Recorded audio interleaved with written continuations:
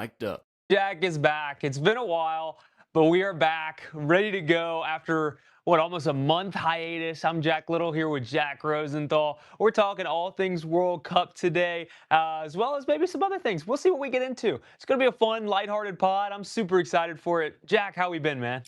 I've been great. We're back like we never left. You were in Mexico. I was here in the United States, just taking in a great tournament.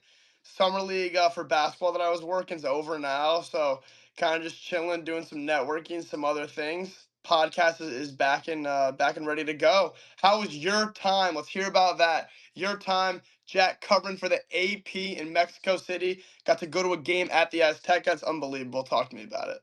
Yeah, well, first off, part of the reason that we have been away for so long is because I got my phone stolen in Mexico.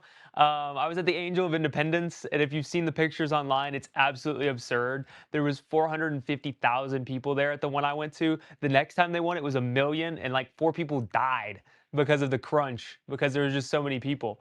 It was crazy. It was an absolutely unreal scene. But I would love to show you pictures and videos, but I don't have them. My phone was stolen. Luckily, most of my stuff was backed up earlier that day, so I didn't lose too much. But I didn't have a phone down there, so I had to use a burner Samsung for a little while, so I couldn't do these podcasts. But now we're back with decent camera quality here. Super excited to get it rolling again. But yeah, so I covered four games at Estadio Azteca for the Associated Press. I did the opener between Mexico and South Africa. I did Colombia and Uzbekistan, RIP Colombia. And then I did Mexico and Czechia, and then the round of 32 game with Mexico and Ecuador. The atmosphere in there is unreal. It's the best atmosphere I've ever seen in my entire life. And I've been to a kneel and checker game, and this is still better. It was just absolutely bananas. Those people love it. They're crazy people. So, Jack, get this. After one of the games, we're leaving the stadium and we see this cop come by. And so they've got this like silly spray that they spray on the cops. It's like this foamy silly spray. And so they spray it all over this guy. And he has to get off his motorcycle because he can't see. So he gets off his motorcycle. Well, the mob kind of rushes him. They take his motorcycle away. They pick him up and they start throwing him up in the air. This is a police officer. And the guy didn't care. He's just having a good time. No, it's just like, well, what are you gonna do? Like, they just took him off his bike and started throwing him up in the air. It was crazy, but that's the kind of fans that these Mexicans are. So, it was an unbelievable experience. I got to write several articles about different people. Got to, talk to Memo Ochoa, which was really cool after his final game, and really, really a great experience. And now I'm back here, gearing up for another school year. Super excited for it, and ready for the pod to get going again. Jack's been grinding over there with his basketball league. He's gotten all these like really cool interviews. I don't know if you've seen him on our socials. He's got Steve Peichel. He's got like Junkyard Dog. I mean, tons of guys talking to Jack Rosenthal over there on the Jack podcast page. Jack, how's that experience been? It was unbelievable. There's a thing. So I work for Capital Hoops, the basketball league, and they run this thing called DMV Live, which is a lot of college coaches come in and watch some players that they're trying to scout. And normally it's the big schools will send scout team guys down, and you'll see representatives from every really big school, but rarely do you see a head coach. So when I saw Peichel there, and I saw Tobin Anderson, a little smaller school, Tennessee Tech, but still a head coach, I was like, I got to go talk to these guys, and I saw them there and went up and talked to him. Steve Peichel, honestly, is one of the nicest guys I've ever met in my life. Super soft spoken, great dude. One of my, funny enough, I was talking to my brother about it, and like his friends were sending around the interview. They're like, yeah, like Peichel's great, but how do you not make the tournament with Ace and Dylan on one team? And I'm like, they were so bad. But like, it doesn't matter. Like, you had those two guys. But Jack Little commented, and it was another thing that I was gonna say is that they chose him. They had every offer on the planet, and they chose to go play for him in New Jersey at Rutgers. It was a good summer. Still a little bit left of it, but yeah, it was a 6 week or 7 to 8 week grind. But I really enjoyed it, and it was fun getting to get my face on camera, cover a bunch of things, and talk to some cool people. And Junkyard Dog will be coming on the Jack and Jack podcast by the end of July. Talked to him last week. He said on 100%. His kids' team lost in the semifinal game, but still caught up with him after the game, and he's still good to come on. So that's our guy right there. Yeah, there we go. There we go. We're gonna try to cook up some guests for you all as we get this thing rolling. We're getting it going again. Obviously, with me being in Mexico and Jack working the hoops league, the trying to get the time sorted out was obviously an issue, and then the phone thing. But we're back now. We're ready. We're ready. So podcast coming at you on a more consistent basis. We're gonna have this one today. We're gonna do a lot of World Cup today. I think we're gonna get into some more general stuff in the next podcast. This should be a double podcast kind of week. So if you're listening on Spotify or Apple Podcasts or wherever you get your podcasts, make sure to stay tuned for that because we'll probably have another podcast coming out here relatively soon. So super excited for that. But Jack, I mean, let's get into this World Cup, man. It has been awesome so far. It has enveloped the nation. Everyone's loving it. It's obviously a heartbreaker last night, but the whole country has been into soccer for a summer, and it has been beautiful to see. Absolutely electric factory it has been. I mean, even though we lost last night, those 65 seconds or whatever it was after Tillman had scored before Belgium scored to take the lead, that was euphoric. I mean, that was electric. The bar I was at was going absolutely nuts. I went to a bar for the Australia game, the best environment I've ever been a part of for any game in a sports bar ever in my life. I mean, everybody's just so united in a country where a lot of times now people are always arguing about something. Everybody came together and really wanted this team to win. That was cinema. Great run. I just don't think we had the talent. People, the Balogun thing kind of overrated the U.S. Like, oh, Balogun's coming back. Like, oh my goodness, like huge trouble. Balogun, good player. I saw a funny tweet my friend was showing me. It's like, this is the guy everybody's scared of, and it says 77 overall FIFA card. But Balogun, still great player. But, I don't think we had the firepower, and especially don't think we would have been able to match up with Spain. Unfortunate there, but some of these games have just been absolutely incredible. Back to back barn burners for Argentina. I mean, Mexico's been in some incredible games. So many to pick from. I mean, we just go down the list here, but incredible, incredible tournament so far. And there's still six teams left, so we'll see what happens. So, Jack, I want you to give me right now, and in the games that you can think of right off the top of your head, what are the top three games that you have watched so far? Argentina Cape Verde, that was unbelievable. I mean, what a story. Their Vozinha 8 saves, having the defending champions on the ropes who are minus 2,500 favorites. Then at Estadio Azteca, I'm gonna look to Mexico, England. What a game that was. And then maybe a little recency bias. I love the stakes. I love when the stakes are high and the teams are playing hard. And I'm gonna go with Argentina Egypt today. Argentina 2-0 down 79th minute, 83rd minute, and a 90 plus two goal from Enzo Fernandez to seal the deal. What a comeback victory. A lot of people are saying it's rigged online. Not the case. The replays really show. I can't believe that's such a big narrative. I was talking to one of my friends earlier today, and the first thing he said to me was, "It's not rigged. I hate seeing that online." Incredible games. I think those three are my top three. I'm excited to hear what you have to say. Yeah, so those are actually my top three as well, but I'm just going to give three more games so we can talk about some different games because those three to me are by far and away the best three games that we've had. That England Mexico game was awesome. I mean, Awesome. awesome. The passion, the Jude Bellingham, the star power, all of it. So I'm going to give a couple other games and you tell me what you think. Norway, Brazil. Erling Haaland having his I'm him moment on the biggest stage. I mean, that a lot of players that are really great, that have been great in the past, that have had awesome careers, do not have a World Cup moment like that. You look at guys like Zlatan Ibrahimovic, who's been in the news quite a bit, never had a World Cup moment like that. But Erling Haaland has his. He knocks out Brazil, and he does it in the best way possible. He was so good when he gets the ball in front of goal. He's not one of these guys that's going to tear you up dribbling the ball. But man, when he gets on it and he gets an opportunity, he scores. It feels like every single time. So that one. I'm also going to give a huge shout out to a midnight kickoff. Nobody watched it game. Austria and Algeria. Cinema. Cinema. I mean, it was just a perfect game. And Austria and Algeria both back and forth going at it. And I mean, man, it was so tight all the way to the end. And it was, I mean, one of the classics of this tournament that I bet half of the population did not watch. If you haven't watched it, go watch it. Marko Arnautovic had a spectacular game. I believe it finished 3-2 to Austria with a disallowed goal at the end of the game. Mm.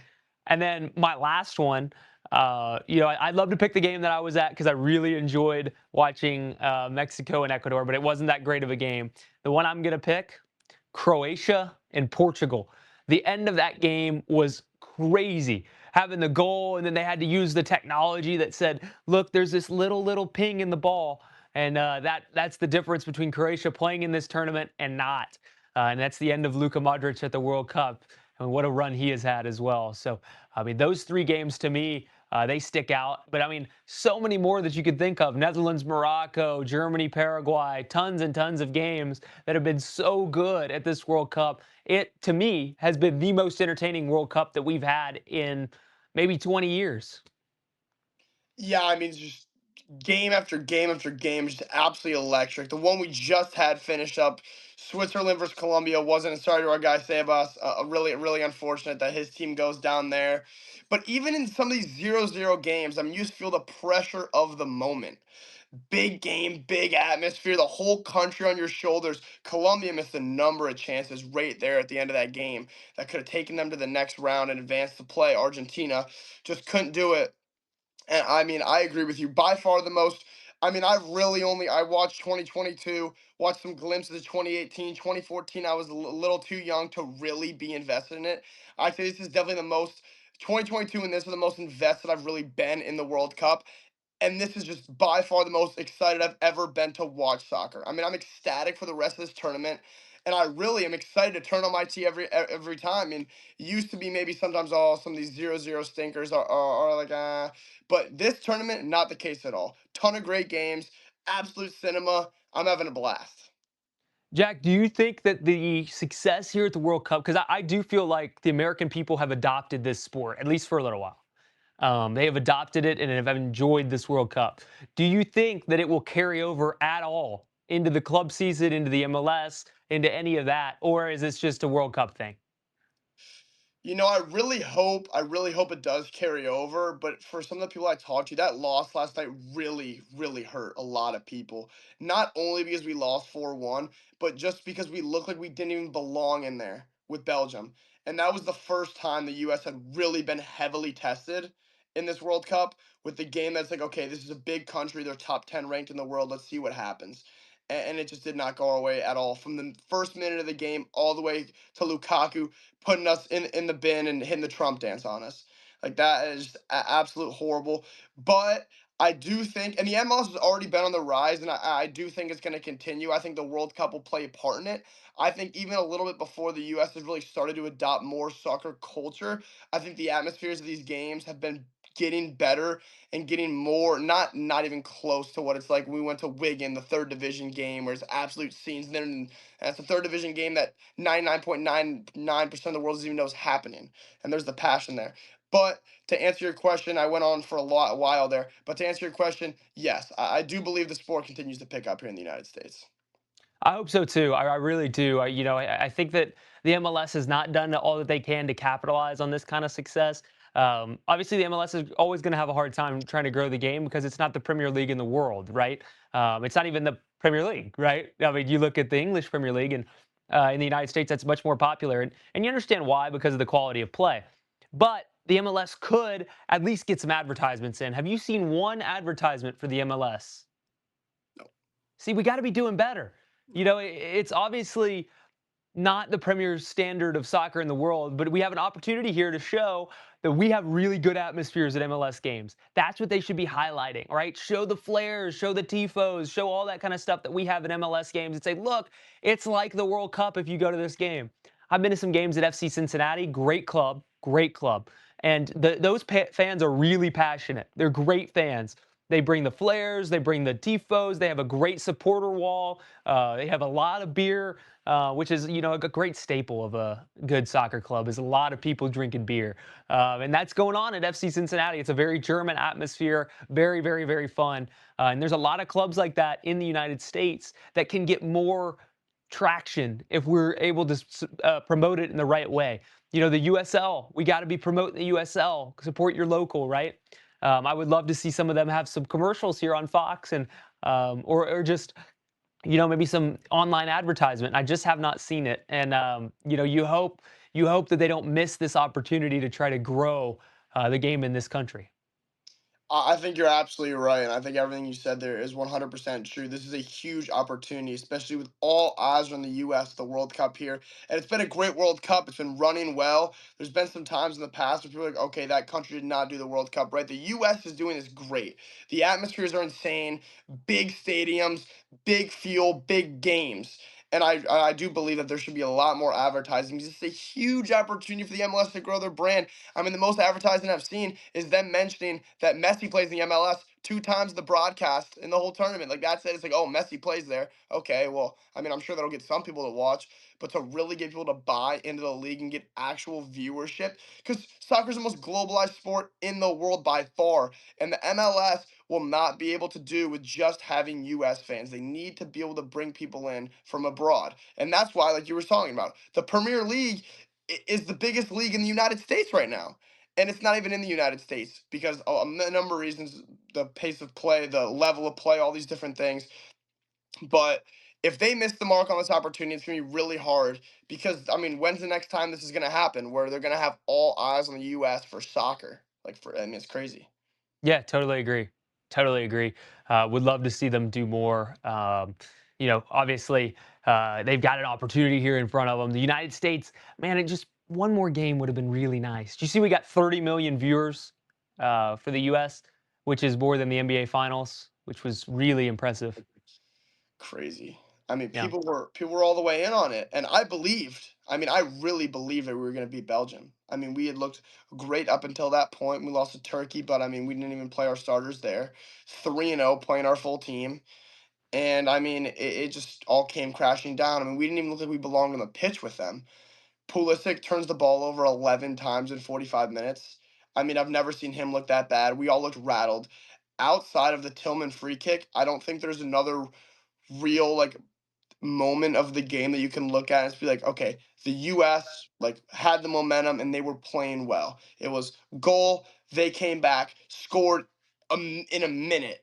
And then it was the same thing, just took the air out of the team and they looked defeated coming back out at halftime, just did not have the same vibe and the same mojo that you need to win a World Cup.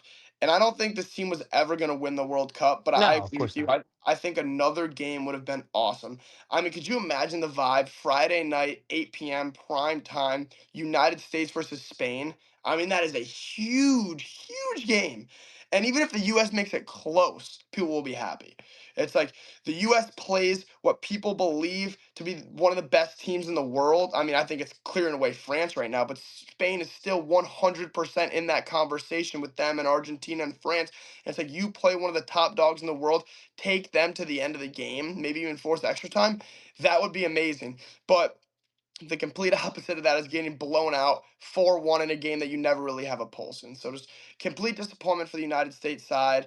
I do think they keep Pochettino as I mean they should keep him as the manager. What do you think about that? I mean, this is the best we've ever done. 11 goals, most we've ever had in a World Cup. I think that Pochettino will not want to stay as the manager. I think he's probably going to take a job in the Premier League relatively soon. I think the United States would like to keep him. I mean, why not? I mean, he's a great manager. He's the best manager we've ever had, but I don't see why he would want to be the United States' manager. And I don't know who you get to replace him. There's just not that many great American managers out there. I would love it if we hired Jesse Marsh, but the U.S. is never going to do that. Which kind of brings me to my next point here. Who do you think had a better tournament out of Canada, Mexico, and the United States? The three hosts, we all go out in the round of 16, burying success in the group stage, burying wins in the round of 16, or round of 32, rather, and then varying losses in the round of 16. Who do you think had the most impressive tournament? And then how do you fill in the other two? So I think Mexico had the most impressive tournament. I think at least I put a really heavy emphasis, at least on my answer here, into how they were when it mattered most. And Mexico went down swinging. I mean, that was an absolutely incredible game against England. They really shut out Ecuador. and they were great. They were great in that England game. Had many chances. Even when it was 11v11 before England got the red card, they were all the way in that game. They were dominating before Jude had the 2 in 2 minutes. I think Mexico was very impressive. Then I would go the United States. Obviously, 2-1 in group play. They get the win over Bosnia Herzegovina. Jeez. They get the win there, and it was a little shaky at times when the red card happened, but Tillman puts us up 2-0, doesn't get the win there. And then, I mean, I was happy with the way the United States played, but obviously I would love a better ending.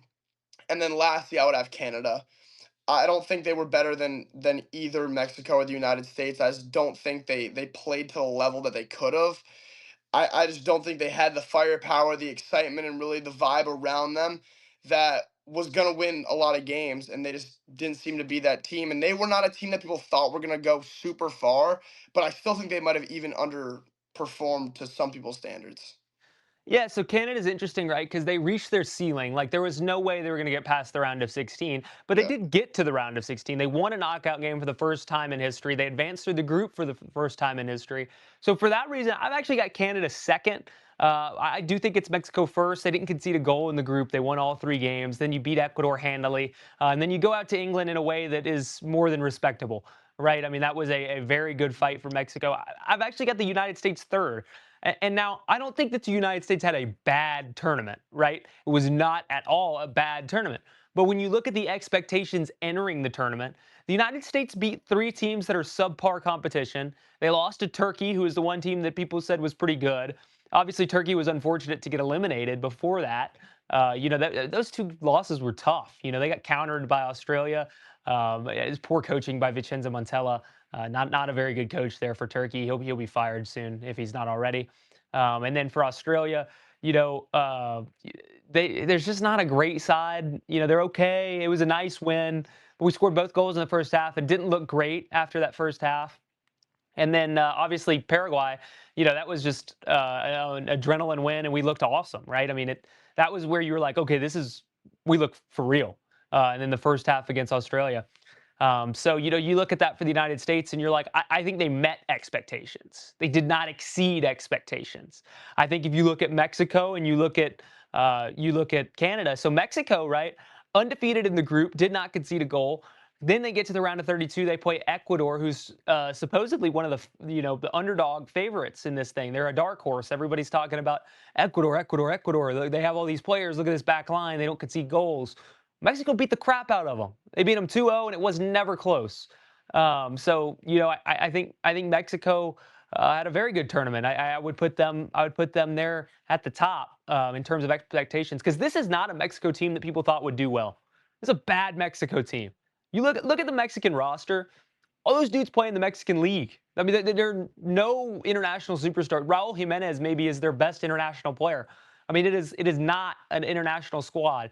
And if they didn't have that flag, El Tricolor, right? I don't think anybody would have expected Mexico to do that well. And they beat Czechia. They beat the brakes off of them with their second team. They beat South Africa in the opener, and then they scraped a win against South Korea, who I think was probably the best team in that group and a team that did not advance to the knockout stage. Now let's look at Canada. You beat Qatar 6-0 for your first ever World Cup win. Awesome. You play Bosnia, you draw them. Now, that wasn't a great result for Canada, but they outplayed Bosnia and they were a little unlucky. Then you play Switzerland tight. Obviously, you lost that game.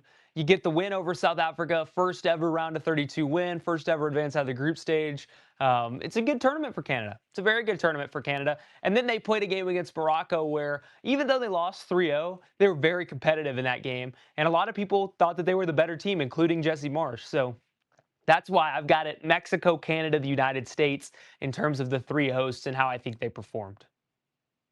Yeah, I mean, I think you definitely gave a better description than I did there. Good little layout for sure. I mean, you sold me on that for sure. Now I'm in that Canada had a great tournament. Good for them. And honestly, that I mean, they were able to get their first ever win, advance for the first time. South Korea not advanced is absolutely embarrassing, dude. I mean, that is absolutely embarrassing for what people thought was the best team in that group to be absolutely terrible and not even advance, especially in the new format. Now, there's been a lot of mixed reviews, so I'm curious to hear your take on this. But with the round of 32 now being in play, do you think this is good for the game or bad for the game? Because obviously there's different arguments to both sides with, oh, now you get more games to watch. You got to win 5 games, makes it a lot harder to win. But also, I mean, there's a lot weaker competition going in some games. But I mean, Paraguay beat Germany, so who knows? What do you think? Yeah, so this is an interesting conversation because in some ways mirrors the NCAA tournament expansion conversation. Now, here's the difference. This is like if we expanded the tournament and gave the Power Five conferences like three more slots, and we gave everybody else the rest of the slots. We got Curacao. Actually, Cape Verde would have qualified one way or another. People kind of forget about that. Cape Verde would have been in the World Cup in the old format as well, with their qualification record. But you get Curacao, you get Haiti, you get Scotland, you get some of these more fun teams that we don't get to see that often. And I think that's great for the game. I think it's great. And I think the big nations, they're like, oh, boohoo, I have to win an extra game. Germany, if you can't beat Paraguay, you are not going to win the tournament. So what does it matter? Like it's one of those things where you have an opportunity to win a game against a lesser opponent. Now, the one who I actually do think has a gripe is the Netherlands. I mean, they had to play Morocco. It's just a horrible draw. They won their group and they had to play Morocco. I mean, that is an awful draw. I feel really bad for them. But at the end of the day, then Morocco played Canada. So if you swapped that game, right? You know, let's say instead of playing, you had Canada and Netherlands, and then Morocco and South Africa. Well, Morocco would have won, and Netherlands would have won, and then it would have been around to 16 game. And it's all the same, really, because Morocco was always going to win that next game with the way that the group shaped out. So a little unfortunate for the Netherlands, but at the end of the day, they would have had a friendly draw in the next round had they won. So I'm not too concerned with that. Um, but I like the new format. I think it's fine. It's not the best. The old one was probably better because it made it more difficult to qualify. But you get some of these awesome stories, so I don't hate it. Now, if they go to 64 in the next one, I'm not going to like it. It's going to dilute the group stage even more. So the third place teams isn't bad because you get some teams that draw that end on 4 points, and I think 4 points should be enough to get you through. And some of these 3 point teams are the beneficiaries of the way that the format works, but I think it's okay. I think it's okay. Yeah, I mean, I think that's definitely a great assessment of it. It is really interesting. There have been a lot of mixed opinions. Next, if you want to, we can jump into the quarterfinal matchups here for the rest of the World Cup. First, France taking on Morocco Thursday at 4 p.m. Who you got? I mean, it's just hard to pick against France. They have potentially all three of the best three players in the entire world. I mean, uh, what? They're It's crazy. ridiculous. They're Elise, crazy. Mbappe, and Dembele up front is just absurd. And so I've got France in that one. I think that's a no-brainer. Then you move on to the next one. You got Spain and Belgium. I like Spain in that. I don't think Belgium's very good. I know they beat the crap out of the United States, but they're not very good. Spain didn't look great against Portugal, but they're just going to pull those out every time. They're going to chuck Marino on in the 85th minute. And he's going to go score. He just does that kind of stuff. So I like Spain in that one. What do you have on the first two? Yeah, so obviously I'm gonna pick France, but I do think Morocco can give them more problems than people think they will. I think this game could be 0-0 for a long time. I think honestly we might even see extra time. Obviously having those three guys up front is just unbelievable, and it's just incredible how they're all on one team. They work so well together. And Bobby's been absolutely fantastic. I mean, 19 goals in 19 World Cup games for him. Absolutely astonishing stuff. But I do think the way Morocco plays defensively and behind Hakimi as their captain, they are a legit team that can really cause problems for France. With that being said, I do think France is going to win. And I think Spain will dispose of Belgium. I think that'll be a close-ish game, but I think Spain is the more firepower. I, to be honest, have not been too impressed with Spain in this tournament at all. With all the expectations they've had, obviously Lamine Yamal, and he hasn't been as good as people want him to be either. I don't think he's been up to his standards at all. He has not been great. And I mean, they've been in some close games. I was not really thrilled and really impressed with Portugal or Spain. I don't think either of them really reached their full potential in this tournament at all. I think Spain, obviously the Cape Verde, you look at that draw, but you can that's the first game. Who cares? but they still have not really looked like the Spain team that people think is this world-beating team that can win the World Cup. Now they're in the quarterfinals. They can rewrite all the narratives by coming out and beating the crap out of Belgium, which they absolutely can do. I mean, they're a 4-1 favorite. People are expecting it to happen, and it definitely can and would ride them into the semifinals. So it'll be absolutely massive matchup. But I think Spain gets the nod. I think France gets the nod, and I think we will be in store for an absolute barn burner in that game. The next game, Norway versus England. What do you think about that? We got the Vikings, the Conquered and the Conquerors. Super excited for that game. Erling Haaland, man, he's just so hard to deal with. He's so hard to deal with. Now, I don't think Norway can knock out Brazil and England in back-to-back games, but man, they just kind of have it with Haaland up front. You don't know exactly what it is, but man, he's going to score, right? So England has to score twice in order to win because Holland will score. It's going to happen. I mean, he's probably like minus 300 to score. I mean, it's absurd the way that he's scored goals for Norway, and he's got more goals scored than games played in his Norway career. He's just been lethal for them, and he will likely score again. The last time he didn't score in a game for Norway was in 2024. It's over 2 years ago, in February of that year. I mean, that is a ridiculous stat. Ridiculous. And so I expect him to score. I do think England wins the game. I think Harry Kane and Bellingham, and they've just got too much depth. I do worry about their right back, but I don't think that Sheldrop has enough to challenge England, even if he's playing against Jed Spence or whoever it may be out there, maybe John Stones. I don't think that they've got enough to challenge England. I think that they're going to win, move on to the semifinals, and set up a very predictable matchup against Argentina, who I think is going to roll by Switzerland, even though I think that Switzerland will put up a very good fight in that game. Yet again, Argentina going to scrape by. Yeah, I mean, I think Argentina will win. I'm not sold on Switzerland. I don't think Colombia played up to their standards, and they just really had struggling scoring this entire tournament. It was a lot of close games, low scoring. I think Argentina has too much firepower. I think they just have that will to win. That just teams come along sometime that it's like there's something about them that they just struggle to lose, and they really find a way to win. I think Argentina is that. Now, here's the thing. You were calling for minus 300 Holland to score. Let me tell you this. Early in Holland to score, including extra time, is plus 110. So I don't know how big of a gambler you are, Jack Little. I know you dabble sometimes, but Erling Holland plus 110 anytime goal score, I think that seems like a very nice price, especially England is not a team that doesn't give up goals. I mean, they give up goals. It's not like England's defense is invincible. They concede. And I think that I'm definitely seeing how confident you were thinking it was minus 300 plus money. I'm betting that. So, and I think the public will be all over that. One I think thing so before too. I give my, I think England wins this game, but here's one thing. Did you see yesterday 50.3% of all anytime goal scorer bets on the Belgium USA game were on Balogun to score? Insane. Insane. The public was never going to, the Vegas was never going to let that happen. No, They're never going to no. let Balogun Vegas, score. Vegas would have taken him out. Yeah.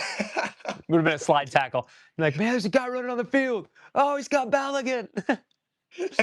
Oh my goodness. I mean, absolutely incredible. That was a crazy scene there. But I don't believe. I mean, I lost on Colombia, and now I'm gonna have to rebet England. But I do believe. I think England is going to beat Norway. I think maybe a 3-1 game. Wouldn't be shocked if it was 3-2, even maybe 4. I mean, I think this could be a high scoring game. I think it may be the highest scoring out of the quarterfinal matchups. I think we're in agreement, and I think we can take the next step here. I think we're in agreement that we will see Spain versus France and Argentina versus England. So Yes. Spain versus France. The two odds-on favorites in the beginning of the tournament, still both are to win the World Cup, squaring off in the semifinals. Who do you have? France. If Nico Williams was playing for Spain, I think maybe they would have a chance. But this France team looks like they're on a warpath. It looks like they're very annoyed that Argentina beat them last time, and they're not going to let that happen again. They've also got, dictator Mbappe up front, the man himself, and he will not be providing the Mbappe special in the final game. He'll be getting a goal. I don't know if you've seen these clips of Mbappe 100%. speaking English. They're so 100%. funny to me. Those are the best. He goes, essentially, if you haven't seen it, they ask him, "Oh, do you cook?" And he goes, "Yes." And then they go, "What's the Mbappe special?" And he goes, for example, nothing." For sure. He sounds like a child when he speaks. It's really funny in English. There's also another one, a good one. He goes, I am not faster than the cars." Yeah, that was fantastic. You seen the one at the draft where it's like, "Who's your favorite team, the Lakers." It's like, "Who's your favorite player, LeBron James." And then there'll be like an edit of him like talking English, and it'll cut to like him in French, like yelling at his team with like scary Yeah. music behind him. It's like, yo, this dude, like, he's the dictator Mbappe. The French, the French manager bowing to him, him telling the ref to go give the captain's band to Chouameni. That was crazy. Like he's walking off the pitch, yo, here's the band, go give it to my boy. That's crazy stuff. Nobody does that. I mean, he is really one of the greatest World Cup, and he reminds people every single time. These people always sleep on Mbappe during the club season, all these different times. It's like, oh well, Mbappe might be overrated, blah blah blah. And then the World Cup comes around when it matters most, and people are reminded every single time, like, no, Mbappe, like even I said it that Lamine Yamal was better than Mbappe. I rescind my statement. I apologize. And I believe that Mbappe is heads on the number one player in the world right now. Now, another guy who somehow, some way is still in these conversations, who scored again today after missing, becoming the first man to ever miss two penalties in the same World Cup, but has scored a combined three goals in those games, Lionel Messi. How does he still do it at 39 years old?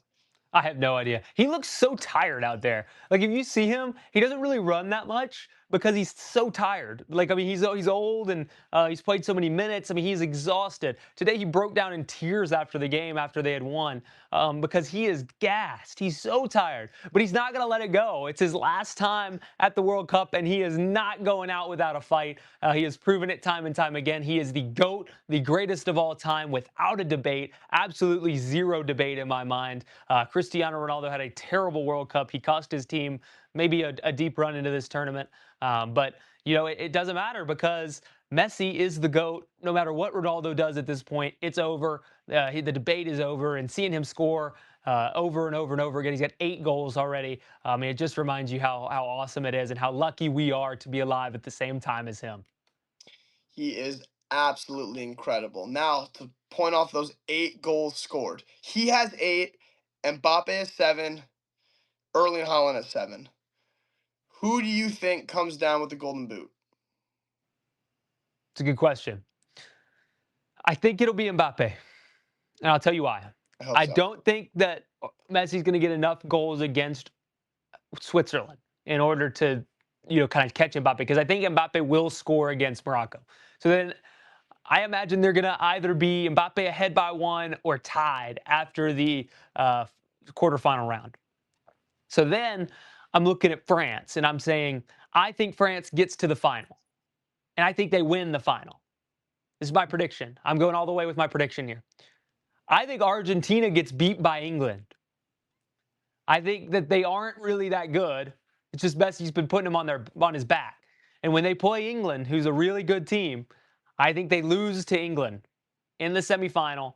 I think it's revenge for the hand of God. England gets them back. They go to the final. England loses to France. And Mbappe scores at least 3 goals between the semifinals and the finals.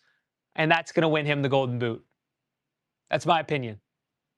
I absolutely agree with you. I think it's Mbappe as well, and I think Messi's going to have more trouble scoring as it goes on. I do agree with you. Even though those first two games where Messi the first five for Argentina, it didn't look as good, and obviously Argentina lost to Saudi Arabia the first game in 2022. But after that, they looked dominant as a team. I mean, everybody was firing in all cylinders. Now they don't have Angel Di Maria anymore, but that Argentina team was really playing together, and this Argentina team is still great. Don't get me wrong, but they've struggled a lot more than they did last time. And I do agree with you. I think England's the better team. Them being able to win in the Aztec is absolutely unbelievable. That I mean, again, I can't talk enough about that game. That's one of my favorite games I've ever watched. From the jump, that was absolute cinema. I agree with you. Actually, I mean, I definitely think France goes to that final. That Argentina England game is a mystery to me. That is a fantastic game. And that's one of those games that I could really see it being very 50-50. I think the odds makers will have it at 50-50. I think that is a game that we're just going to have to see it played out to really know. But I think that I mean, I'm having a tough time really even predicting that game right now. I mean, that is a tough, tough, tough game. I think England's the better team. I do think England will etch it out barely. I mean, I could see that game going to penalties for sure.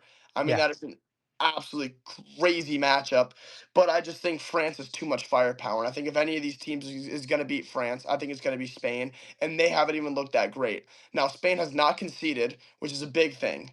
Not conceding a goal is very impressive for as far as they are now in this tournament. But they have not faced a team like France, and I don't think anybody has faced the top three like Mbappe, Dembele, and Olise. I mean, that is just impossible to hold off the line for an entire 90 minutes, even 120 at times. I mean, just to keep all three of those guys quiet is nearly impossible. I think France gets by to the final, and I agree with you as well. I think France lifts the World Cup. I think they go back to back to back finals appearances, two World Cups out of the last three, and cementing Mbappe as one of the most dominant World Cup players of all time. I mean, at 18 years old, turning 19, they won in 2018, and he was the leading goal scorer, if I'm not mistaken. 2022, he wins the Golden Boot as a hat trick in the final. In in my opinion, is the greatest soccer game ever played. That was an unbelievable game. He is the 2 in 90 seconds to level the game after Argentina had been dominating basically the entire game. And then this tournament, they have just looked absolutely unbeatable. So if they're able to cap this run off, there are going to be a lot of conversations about, wow, how good really is Kylian Mbappe? Yeah, and he's one of those players that when he puts on that France jersey, he's just a different animal. There's been a couple of those guys in history, R9 being one of them. There's a lot of guys like at a lower level that have been like that, but nobody quite like Mbappe being at that top level. When he puts on the international jersey, he turns into something else. He turns into maybe the best player that we've ever seen. And it's crazy. It's crazy that he's able to do that. Obviously, he's not. I wouldn't say he's Messi level. He doesn't dominate a game quite in the way that Messi does. He's not as brilliant as Messi, but when he puts on that France jersey, man, he is spectacular. So it's just truly a special player. Now I want to touch on this point, Jack. Dare I say Mickey Mouse for Argentina? I mean, look at the run that they've had. Look at who they beat. They had a really easy group: Algeria, Austria, Jordan. Then you get into the knockout stage. Cape Verde, the lowest rated team in the knockouts. Then you get Egypt, who has never won a round of 16 game. And then now you get Switzerland in the quarterfinals to go to the semifinal. Is that a Mickey Mouse path for Messi, and who almost lost to both Cape Verde and Egypt? I think it's definitely a very favorable, very, very, very favorable draw for Argentina. I mean, going from 20 to 1 favorites, 8 to 1 favorites, 4 to 1 favorites. I mean, that is big, big numbers every single time. The percentage chance to win has been very high for Argentina in these games. And you're right, they've been challenged in all of these games. Now, to their credit, they found a way to win, and that's all that matters. They're winning these games. But to answer your question, I do think they've had a very, very favorable draw. Now, Mickey Mouse, it's the World Cup. Everybody's playing super hard. These teams are playing for everything. But Cape Verde and Egypt are just, I don't believe, are really world class teams. And I don't know if Switzerland's that world class either. I mean, I don't think that Colombia game showed me anything that really wowed me about Switzerland. Like, oh, this is a team that can go and beat Argentina and then go beat England and go try to make a run at the finals. I just don't see them doing that. And I didn't see it with Egypt, and definitely not Cape Verde, even though that was ultra impressive what they were able to do to force Argentina really to the brink of elimination there. But yes, I think, and unfortunately, it's been this way. Fortunately for Argentina and their fans, but I believe that people would really have liked to see Argentina get tested, and they will be. Switzerland will test them 100% and could definitely win that game the way Argentina's looked. But Argentina, in order to win, they will be tested, and we'll see what they do with that. Switzerland's an underrated side. I mean, they've done really well at almost every single tournament they've been to recently. In 2024, they were a Euro semifinalist. I mean, it's a very good team that nobody ever talks about because they're boring. But quite frankly, I saw them play. I'm wearing a Switzerland jersey as we speak. I saw them play at the Euros. They have a great fan support. It's a really weird kind of culture of a mixture between Germans and Italians and French. But they all get along and they all love Switzerland. And it's one of those teams that I think are a little tricky to play against because they got a little mixture of styles.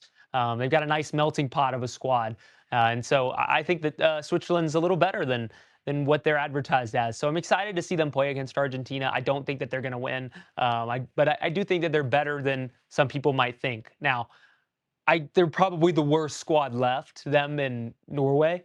But yeah, I mean, they're not pushovers. It's not like that. The other thing I want to mention, Jack, and I want to see what your thoughts are. A lot of this tournament, my conversations have been about the gap is closing between Europe and the rest of the world. Well, we get to the quarterfinals, and lo and behold, we've got six European teams, one African and one South American. Do you think the gap is closing between Europe and the rest of the world, or is it just kind of a narrative thing there in the first couple of rounds where they were playing some weak opponents? I think yes and no. I think that these games are closer than they used to be. That I think the gap is closed in that way. But the ability to win and the ability to win huge games under pressure has not. Now, if that makes sense, because it's in group stage games and a lot of these other games, they will be close. In recent years, do you think, oh, these games will be blowouts? They're not going to be close 3-0, 4-0, that are good games. But overall, the ability to win when it matters most, being clutch in penalty shootouts, not conceding bad goals. I mean, the U.S. was the prime example of just. I mean, I don't think any of those four goals that Belgium scored were really great goals at all. Not one of them was. The one with Freeze was. I mean, I slammed my fist into the table. Everybody did at the bar I was at. I mean, I almost threw my drink. If I was at home, I would have thrown my glass across the room. I mean, that was just the ultimate hands on your head moment. Can't believe what I just saw. But I mean, Europe is just, I mean, there's better. There's better at the game. And it's a thing where it's like kind of like basketball. Like, oh, is the gap closing between the US and everybody else? Yes and no. Like, they're bringing these games are closer than they once were. It's not 40-point blowouts anymore. But when it really comes down to it, the US is still winning the games. So, I mean, I think it's a yes and no argument, but Europe right now is 100% the best. And you see it here with six teams in the final eight. 75% left are European squads. Yep, for sure. And this is another thing I like to talk about. The World Cup always makes really random legends that you just guys you've never heard of. Who are your top three, the Jack Rosenthal top three World Cup legends that have been made here in 2026? Wow. Fozinha's my goat, dude. Fozinha's my goat. Like I love that guy. That guy's been absolutely electric. Is it crazy to say Balogun? No. Like I think Balogun has really come on as like wow, like this guy can play. And I mean what he's been able to do has been astonishing, being the leading goal scorer for the United States. Not to look for a third here, but I think he kind of not a lot of people knew his name, and I think he's always been a solid player. But he really put everybody on notice, and I think Trump making the call for him and him getting off and coming to play versus Belgium was so good for his brand. I think him, Vozinha, and then I mean, dude, like again, already a big name player, but he is bigger than he ever has been as Erling Haaland. I mean, a lot of people knew who he was, and everybody who followed the sport of soccer. But I open up my TikTok today and I'm seeing girls who have not watched a single game singing the Haaland theme song, dancing to it. This guy's like really, really big now. And he's that Brazil game really put him over the top. This guy has always been a huge star. Anybody who watched the game knows Holland puts the ball in the back of the net. But with the World Cup, there's more eyes than ever have been on it before. So those are my three. It's a little bit square, very square actually, with Balogun, Holland, and Vozinha. You're probably going to get way deeper in your bag than I am. But I think those three guys, at least for me, now still being big, but have taken a whole new leap. Now, for guys being like new on the scene, obviously Vozinha goes from 46,000 Instagram followers to the most followed goalkeeper of all time. Pretty incredible there. Yeah, I'm with you on Vozinha. He's definitely in my top three. I think Holland is fair as well. I'm going to say that he's too big of a star for me to name. And while I do love Balogun, I'm going to go a different direction. Eloy Room, the goalkeeper for Curacao.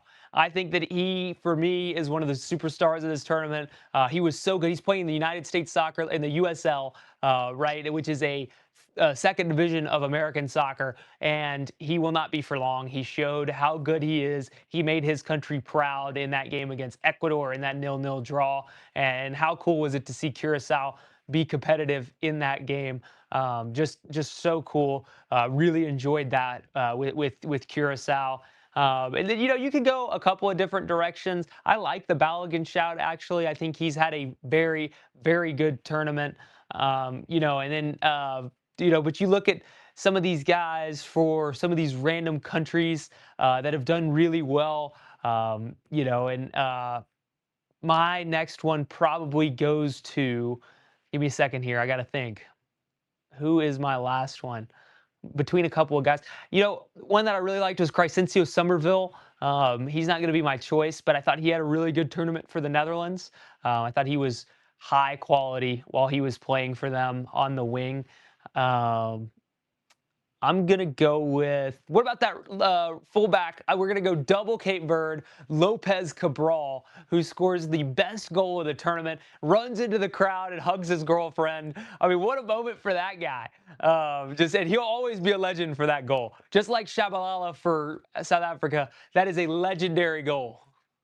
Absolutely. And the push when Argentina scores in extra time, oh, 2-1. This is a classic. Argentina holds on and then bends it. Unbelievable goal. I mean, I was doing some play by play during that, and I looked over my coworkers who had the game on, and my mouth was just wide open, just staring like, yo, what just happened? Are you kidding me? And him running into the stands, hugging his girlfriend was absolutely unbelievable. Those reactions on those huge goals are just awesome. I mean, the passion that people have, where I love where when the bench, you see all the guys in the pennies, they're all running off the bench, chasing the guy around the field. Those are, you feel the pressure of the moment and the electricity that comes with scoring such a pressure goal like that. That was one of the most surprising and best goals I've seen live. Now, Argentina was able to survive, but I love the double Cop Verde shout there. Yeah, and the other two that I want to mention are Jan Diamande, who played at the UPSL. He played high school soccer in the United States. He was a winger for the Ivory Coast. Him and Ahmad Diallo on the wing. Awesome. I loved the Ivory Coast. I really wish they had kept going. Unfortunately, they hit the buzzsaw that is Norway and Erling Haaland. And then the final one is Yassine Bouadi for Morocco, who has been so good as a number six. He's going to be a big name for years to come. And how good he has been for Morocco. And they've had a great run yet again. Another awesome Morocco run, and they're playing against France here. Now I've got a question for you, Jack. Toss Where it do up. you think more Moroccans live, Morocco or France? It's a very good question. Morocco. Am I Yes, wrong? it is. I think it is Morocco, Okay. but there are a lot of Moroccans in France, so that is a very tight game between those two, where you've got a lot of people in France rooting for Morocco as they've got the Moroccan heritage. It's a very similar situation to all the Norwegians in the United States who Yeah. have gone to all these games. I love that with the I love it, Ooh. dude. That's electric. I mean, that is the atmosphere the World Cup brings. We need more of that. We need more of that. I mean, that is absolutely electric. Have you seen the people doing it on the planes where they'll try to get the whole plane involved and like get all the passengers on the thing. I mean, it's cinema. It's great. And the World Cup really has been good for the country of the United States, especially for the sport of soccer in the United States, and has absolutely taken it to another level.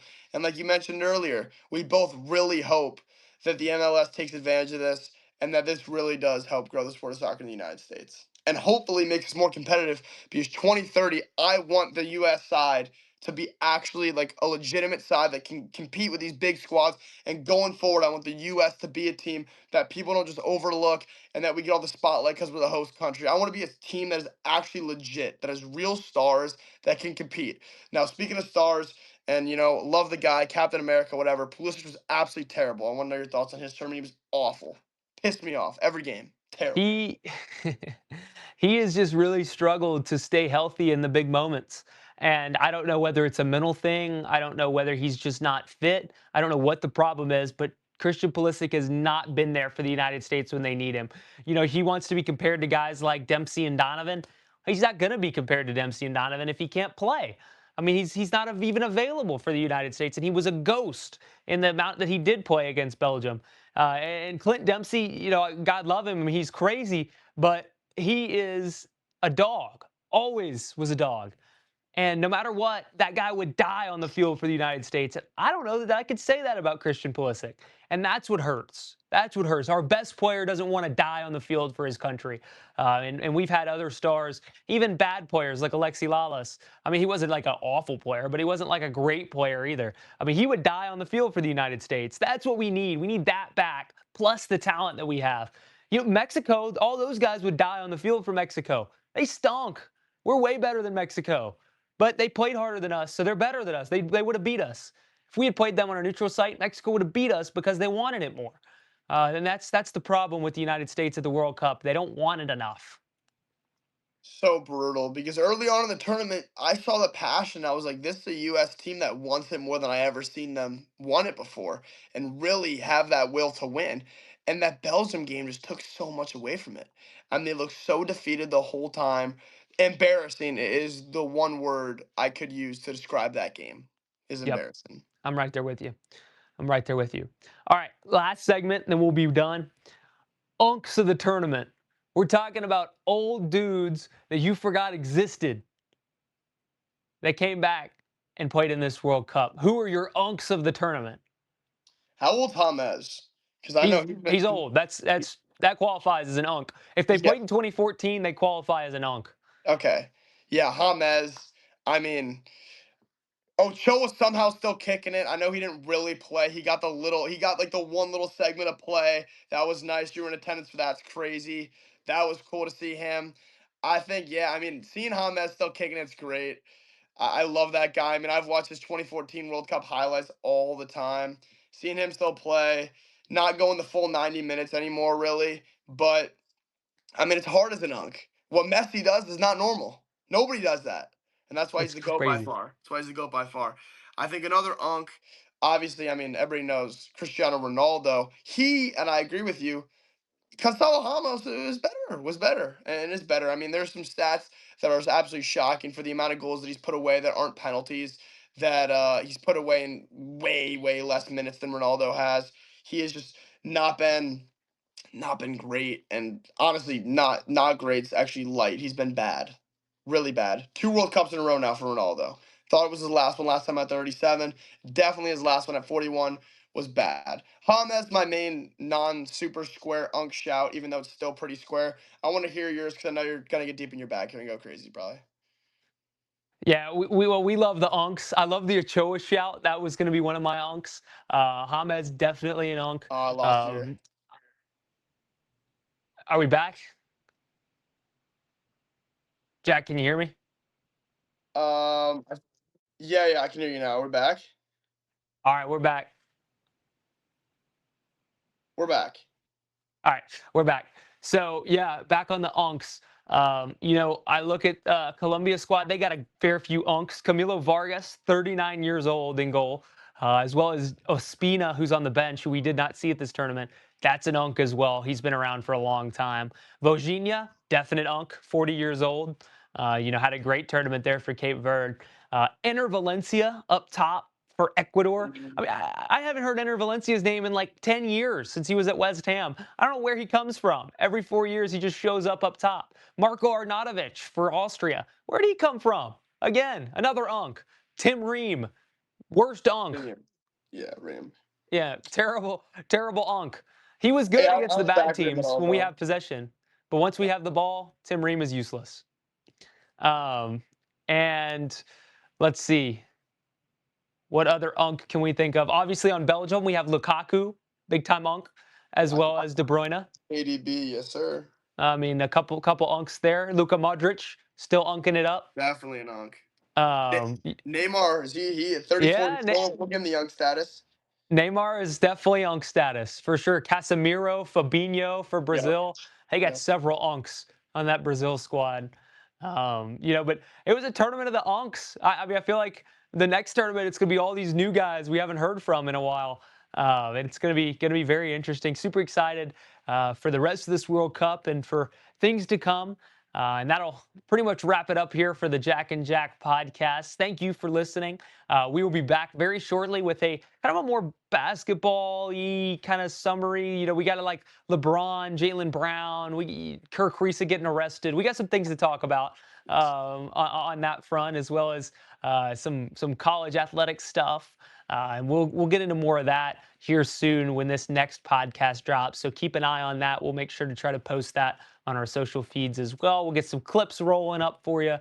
Super excited for what's coming with the Jack and Jack podcast. Guests coming. These are exciting times, Jack. I am ready for it. But that is it for today. Thank you for tuning in to a very long and very fun episode of the Jack and Jack podcast. Appreciate y'all. See you on the next one.